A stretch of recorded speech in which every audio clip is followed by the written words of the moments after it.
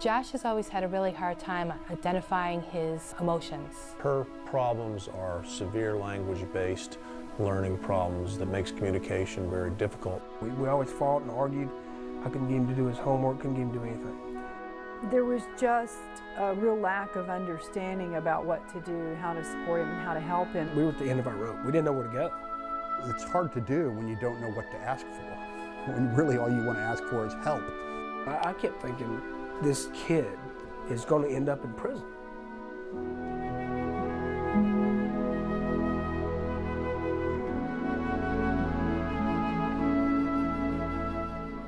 I wanted him to be in a school where he was included and felt part of the community. And I wanted a school where he could really explore some of his difficulties. So we moved. We came to Houston, Texas without jobs. We had no support.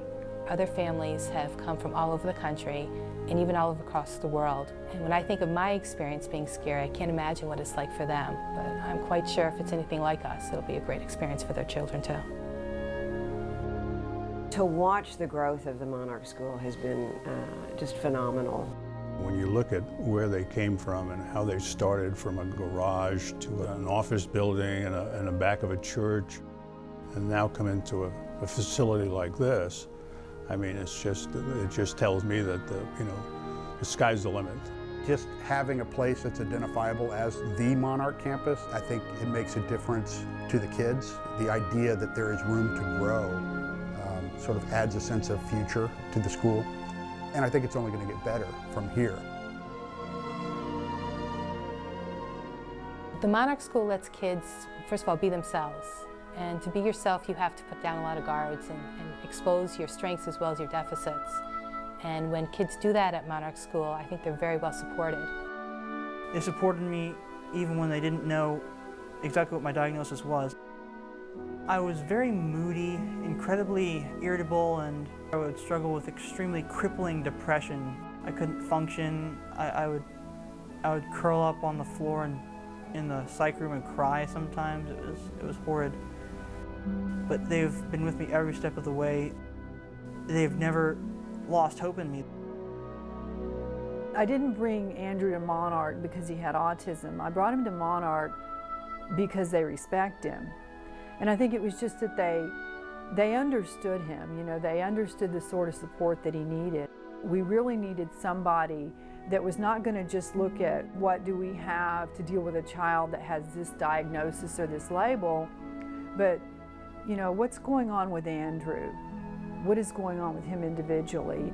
It wasn't that Corey couldn't do the work, he just, when he got behind, or if you put too much of a load on him, he would just shut down. When I got to Monarch, that they could see that I was throwing tantrums when I didn't get my way, that I was disorganized, that I wasn't dumb, I was intelligent, but I was not using it in a resourceful manner.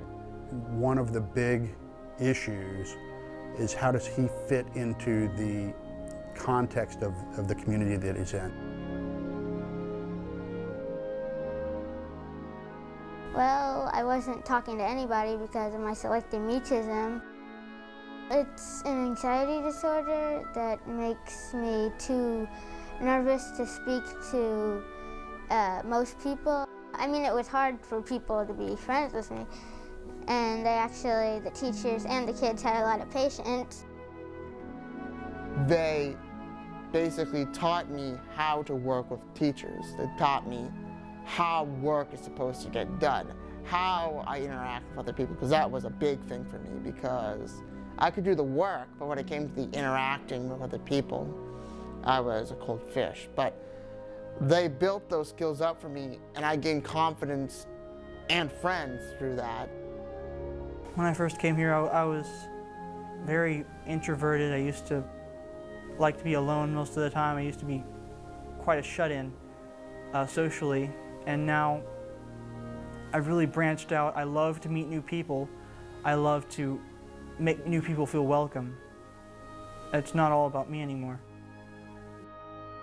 Here, he found pretty quickly that he was expected to be a part of the school community. He was expected to be a part of leadership committees, to be a part of planning for events, to be a part of upholding the standards of the school, because he knows that he and everybody else are all part of building this community that works.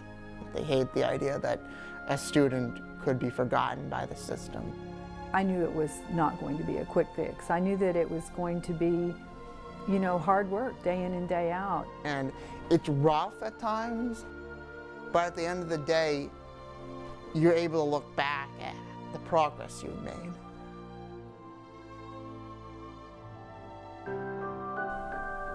He just loves it. I mean, he loves everybody here. He loves everything about this school. He knew that they cared about him. He knew that the people here cared about him. He loved his teachers. When Kate graduated from Monarch, we were very unsure about what was going to happen next. And we went to Monarch and we said to them, what do we do? They said, let's figure it out. They could have easily said to us, you know, I'm really sorry, our program's over. Look over here, maybe they can help you. Look over there, maybe they can help you. But they didn't do that. They said, okay, we'll help you. And they did. It's the Voyager program, which is to work with these young folks with neurological differences.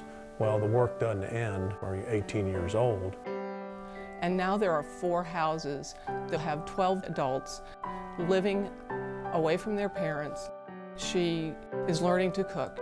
She takes care of her laundry. She does everything that every adult in the world does, and without us. We went over to her house one time and they were having a party. You know, I said to Dave, this is what a 23-year-old is supposed to be doing. They're not supposed to be at home with their mom sitting on the couch. They're supposed to be with their friends having chips and dip and, you know, cooking burgers out in the back. And she can do that. It's a normal life. So the Monarch School truly grows children from the inside out. It gives them enough confidence to believe in themselves and then to believe that the rest of the world is there and can help them and support them. The 1 year here has made 10 years difference in his life. I really see Andrew emerging as himself.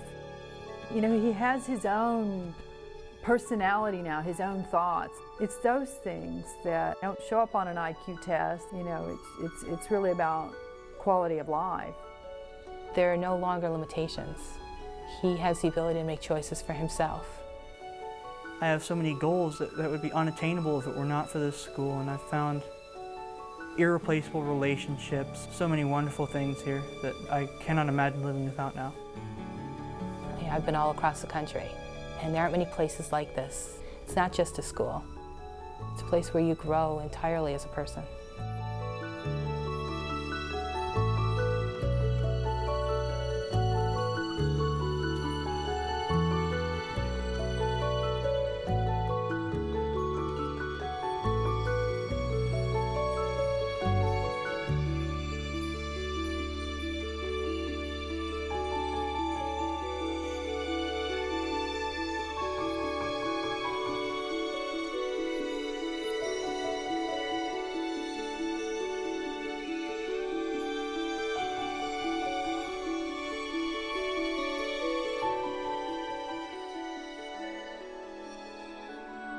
I plan on attending a university, majoring political science, and going on to law school to become a professional mediator, and possibly after that, public office. He says he wants to be a firefighter. It makes me feel proud, you know, that he would want to follow in my footsteps. It's been a great career for me. I'm stuck between wanting to get a doctorate in music or just going right out into the marketplace. Kate learned to communicate through her art. So as a result of the Monarch School discovering this gift that she had, she's been out in the world creating art, selling her art, talking about art. She views herself as an artist, and she is an artist. I'm excited about speaking at this year's breakfast because I had selective mutism and I overcame it. It's a huge honor to represent how the Monarch School has helped kids improve. I'm proud of myself. Monarch doesn't ask for a lot. They take that money and give it back. If you're thinking about making a contribution to Monarch, Think about the families for whom this is not an opportunity at all. It's not on their list of things that are possible, and that your contribution could make it possible. This school has